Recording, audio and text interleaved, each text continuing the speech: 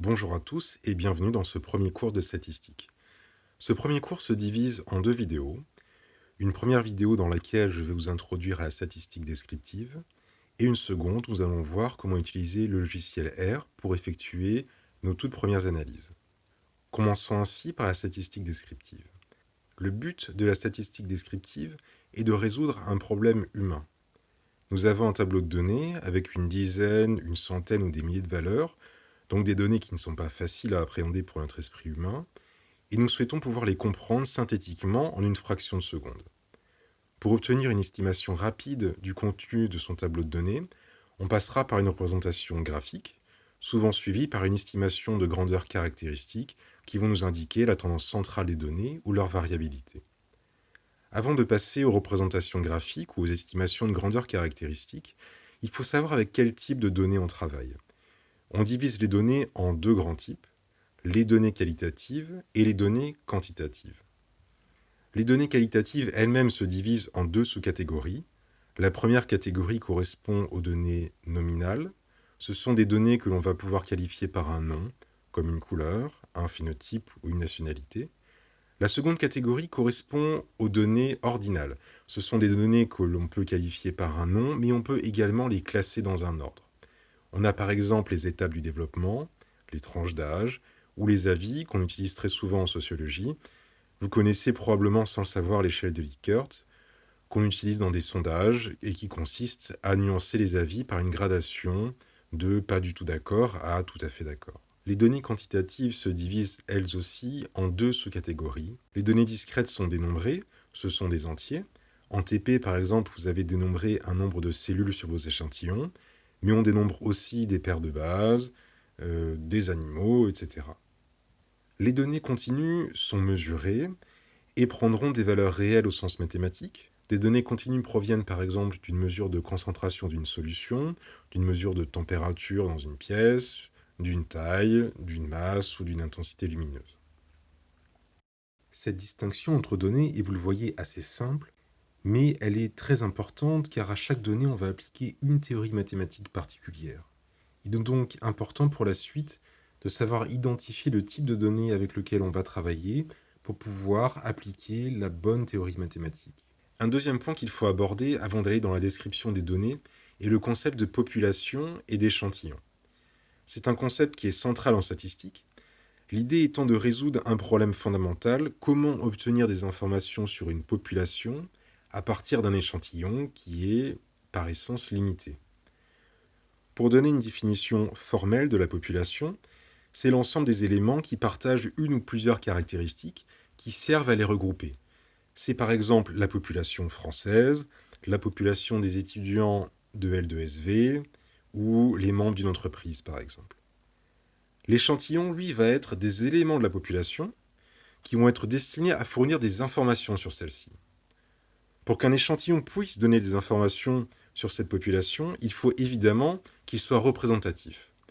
Pour qu'un échantillon soit représentatif, il va falloir soit tirer des éléments au hasard de la population, ou tirer des éléments dans la population en ayant une connaissance a priori de celle-ci.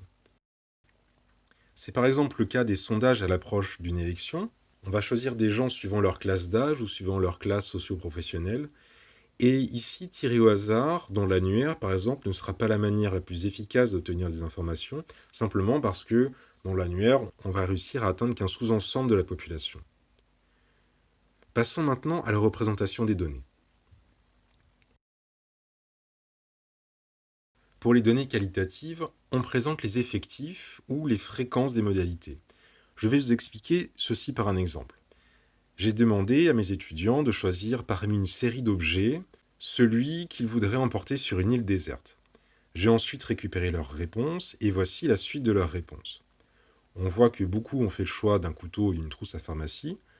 À partir de ces réponses, on va construire une table de fréquences dans laquelle on va rapporter l'effectif de chaque modalité.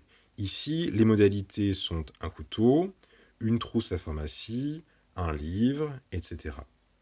Une fois que la table de fréquences est réalisée, on va représenter ces effectifs en fonction des modalités dans un diagramme à barres qui permet d'obtenir une vision synthétique pour des données qualitatives. Pour des données quantitatives, Il existe un grand nombre de représentations possibles. Je vais vous présenter les 2 représentations les plus courantes que nous allons beaucoup utiliser lors des TD. Tout d'abord, l'histogramme. C'est la représentation que j'utilise le plus souvent au quotidien dans mes travaux de recherche. Je vais vous expliquer tout d'abord comment on le construit. Voilà un tableau de données. Des chercheurs ont mesuré la quantité de récepteurs de dopamine chez des patients. La première étape avant de représenter ces données est de les classer dans des intervalles. Le choix des intervalles est arbitraire. Il existe des formules qui aident à ce choix d'intervalles, mais au final, ce choix restera arbitraire. Une fois qu'on a fait le choix des intervalles, on va venir compter l'effectif dans chaque intervalle de valeur. Par exemple, la première valeur sera triée dans l'intervalle 16-18, la deuxième dans l'intervalle 18-20, la troisième dans l'intervalle 6-8, etc. Et on va faire ça pour chaque valeur jusqu'à remplir le tableau. L'histogramme va consister à venir représenter l'effectif dans chaque classe et il va ainsi permettre d'observer les grandes tendances du jeu de données.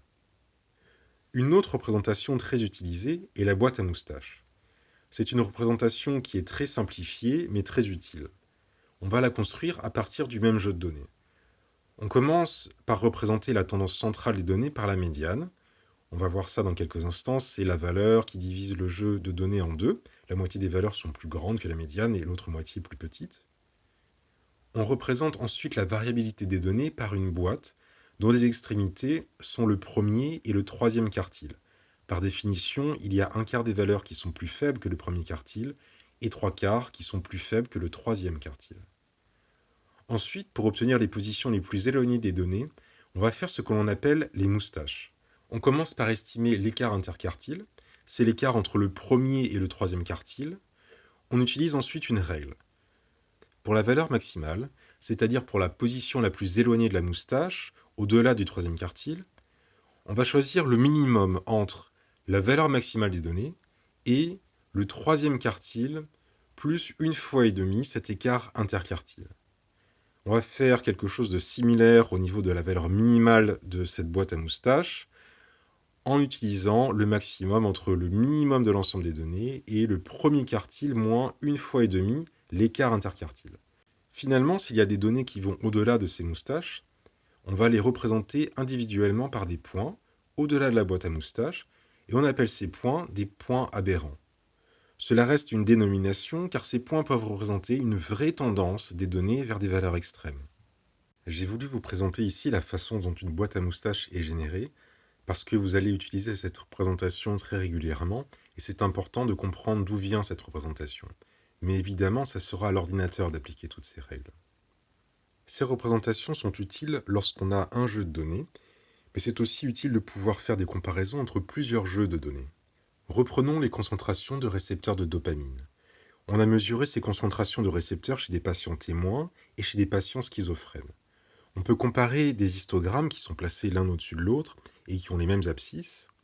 On observe pour les concentrations très clairement la différence entre les deux populations sans avoir à regarder le tableau de données. On peut également utiliser des boîtes à moustaches qui, placées côte à côte, permettent une comparaison aisée. Les boîtes à moustaches permettent une comparaison assez simple du fait de leur grande simplification dans la représentation des données, et la comparaison d'histogrammes est un peu plus complexe, mais elle permet d'avoir une vision plus globale des données. Une autre façon d'obtenir des informations très rapidement sur un jeu de données est de décrire le jeu de données par sa tendance centrale et par sa variabilité autour de sa tendance centrale. Cela fait partie de l'estimation des grandeurs caractéristiques du jeu de données. Il existe plusieurs façons d'estimer la tendance centrale d'un jeu de données. La première, la plus courante, est d'estimer la moyenne arithmétique. Son calcul consiste à faire la somme de tous les éléments et à diviser cette somme par le nombre d'éléments. On écrira x bar la moyenne d'un échantillon et mu la moyenne d'une population. La deuxième méthode est d'utiliser la médiane. C'est la valeur qui divise le jeu de données en 2, comme je disais un peu plus tôt.